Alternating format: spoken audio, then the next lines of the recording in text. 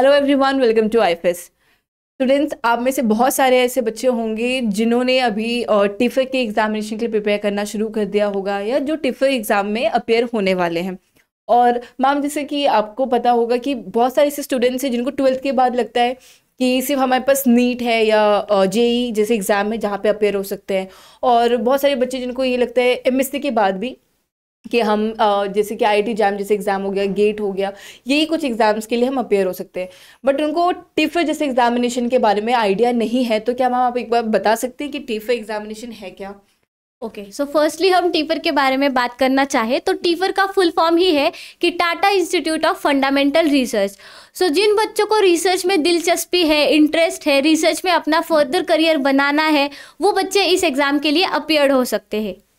जैसे कि अभी आपको पता चला कि अगर आप रिसर्च ओरिएंटेड स्टूडेंट हैं और अगर आप सोच रहे हैं कि करियर मुझे आगे अपना बढ़ाना है रिसर्च में, तो टिफर जैसे एग्जामिनेशन को आप कभी स्किप नहीं करना चाहेंगे।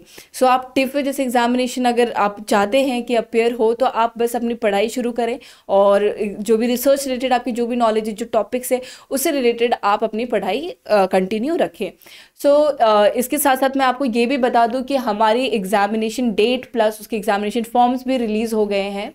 तो मैम आप बताइए कब है डेट हमारी एग्जामिनेशन की? ओके, सो हमारी जो टेंटेटिव डेट होती है टिफर एग्ज़ाम के लिए वो दिसंबर में ही होती है एग्ज़ाम। तो यहाँ पे आपकी जो डेट है वो अनाउंस हो चुकी है, जो कि आपकी ऑनलाइन एप्लीकेशन जो पोर्टल है आपका एग्ज़ाम के लिए वो ओपन हो चुका है from your 3rd of October 2023।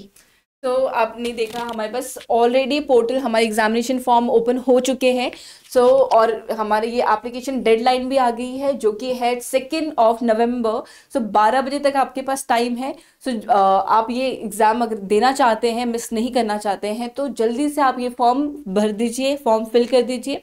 आपके पास 1 मंथ है, पर लेकिन मैं आपको बता दूं कि अगर आप ऐसे डिले करते जाएंगे तो ऐसा हो सकता है इन फ्यूचर कि आप जब ये फॉर्म फिल करने का कोशिश करेंगे और फॉर्म फिल नहीं हो पाएगा, क्योंकि ऐसा होता है कि क्रैश हो जाती है हमारी वेबसाइट या पेमेंट नहीं हो पाती है। तो वो सारी प्रॉब्लम से बचने के लिए, वो सारी प्रॉब्लम को अवॉइड करने के लिए आप जितनी जल्दी हो सके आप ये फॉर्म फिल कर दीजिए। तो मैम, हॉल टिकट भी आ ही चुकी है, तो 20 नवंबर को हॉल टिकट भी आ चुकी है, तो आपको सारी चीज़ें यहाँ पे बता दी गई हैं। और एग्जामिनेशन डेट क्या है मैम, आप बता दें इनको। आपकी जो एग्ज़ाम होगी वो 10 दिसंबर 2023 को होगी और 2 सेशंस में आपकी एग्ज़ाम होगी। जैसे कि मॉर्निंग सेशन में 3 आवर्स की आपकी एग्ज़ाम होगी, 9:30 टू आपका 12:30 टाइम होगा एग्ज़ाम के लिए।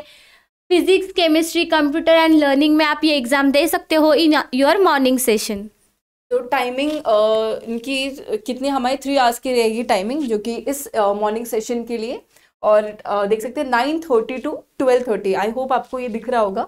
9:30 टू 12:30 PM आपका, मतलब 3 आवर्स के लिए आपका ये एग्जाम होने वाला है मॉर्निंग सेशन का। इनमें से जो भी आपका सब्जेक्ट है आप ये सब्जेक्ट ले सकते हैं और ये एग्जाम दे सकते हैं। अगर मैं बात करूँ आफ्टरनून सेशन, अगर आपका बायोलॉजी से अगर आपका सब्जेक्ट है तो, या मैथमेटिक्स या साइंस से रिलेटेड, साइंस एजुकेशन रिलेटेड आपका सब्जेक्ट है, तो आपकी टाइमिंग क्या रहेगी? बायोलॉजी की अगर मैं बात करूँ तो हमारे पास 2:30 टू 5 PM तक हमारी टाइमिंग है। सॉरी, तो हमारे पास 2:30 PM टू 5 PM तक हमारी टाइमिंग रहेगी।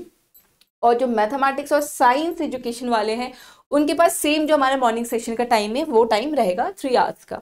ठीक है, सिर्फ हमारे यहाँ पे बायोलॉजी में थोड़ा सा ड्यूरेशन कम है, उसके अलावा सारी ड्यूरेशन आप देख सकते हैं कि सेम ड्यूरेशन है।